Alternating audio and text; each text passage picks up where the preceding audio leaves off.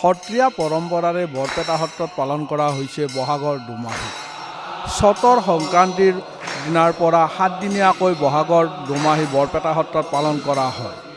বহাগ বিহুটি বৰপেটা সত্ৰত বিহু বুলি নকৈ বহাগৰ দুমাহী বুলি কোৱা হয়। বহাগৰ দুমাহী উপলক্ষে বৰপেটা সত্ৰত আজি ৰাতিপুৱাৰে পৰা নাম প্ৰসংগ অনুষ্ঠিত হয়। ৰাতিপুৱাৰ পৰাই ভকত আই মাতৃসকলে বৰপেটা সত্ৰত আহি সেৱা জনায় আৰু যি প্ৰসংগ এই প্ৰসংগত ভাগ লয়।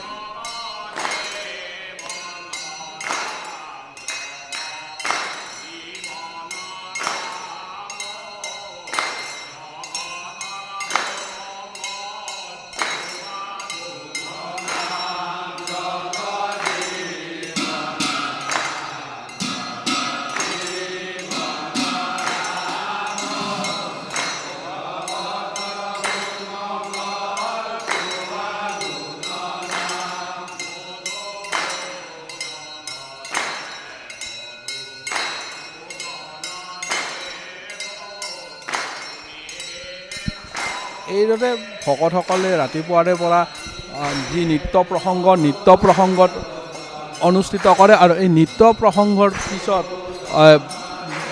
গায়ন বায়নসকলে ইয়াতে নৈমিত্তিক প্ৰসংগ অনুষ্ঠিত কৰিব।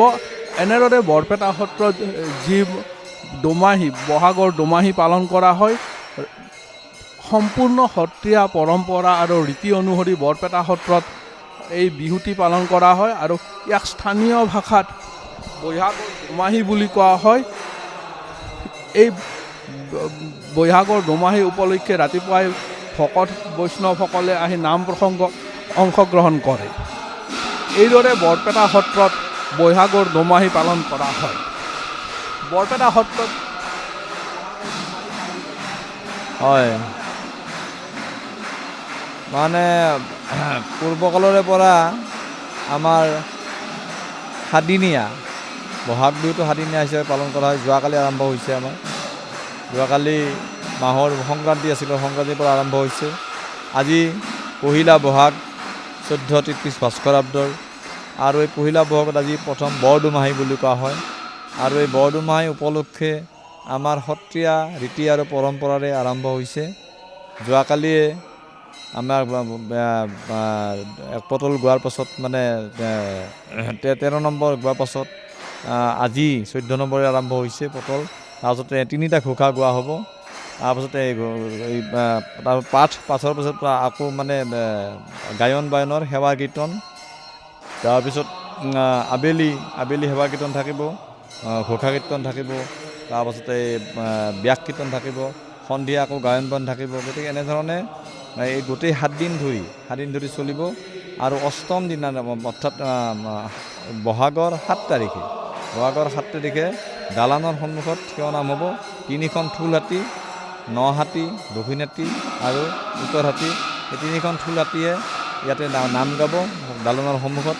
নাম গোৱাৰ পিছত সামৰণি মাৰিব, মানে মঠৰ চোতালত আহি সামৰণি মাৰিব।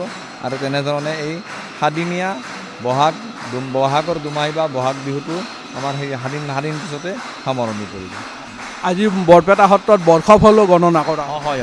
আৰু আজি এটা বিশেষ আজি পহিলা বহাগ এটা বিশেষ কথা যে পূৰ্বকালৰে পৰা মানে বৰ্ষফল গণনা কৰা হৈ আহিছে। পঞ্চাংগ শ্ৰৱণম, তামিলনাডু এটা মন্দিৰত পঞ্চাংগ শ্ৰৱণম তেনেকুৱা আছে। ঠিক তেনেধৰণে আমাৰ বৰপেটা সত্ৰতো প্ৰত্যেক বছৰে পহিলা বহাগত মানে প্ৰসংগৰ পিছতে প্ৰসংগ আৰু নৃত্য প্ৰসংগ নৈমিত্তিক প্ৰসংগৰ পিছতে বৰ্ষফল গণনা আৰম্ভ হ'ব। আৰু এই বৰ্ষফল গণনা 3 ঠাইত কৰা হয়। প্ৰথম কৰা হয় আমাৰ যি গুৰু আসন আছে গুৰু আসনৰ পাছফালে কৰা হয়, তাৰপাছত মঠৰ চোতালত কৰা হয়, তাৰপাছত আইসকলৰ কাঠিত কৰা হয়।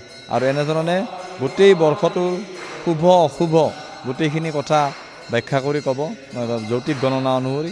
আৰু এনেধৰণে বছৰে বছৰ ধৰি প্ৰত্যেক বছৰে তেনেকৈ বৰ্ষফল গণনা কৰা হৈছে।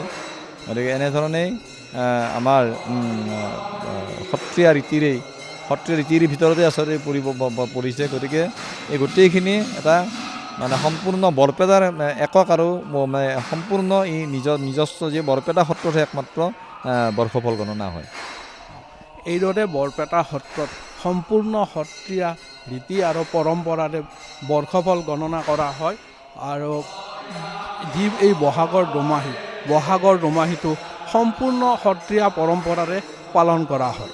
কেমেৰা পাৰ্চন সঞ্জীৱ পাটোৱাৰীৰ সৈতে বাপকন দাস, ND24 বৰপেটা।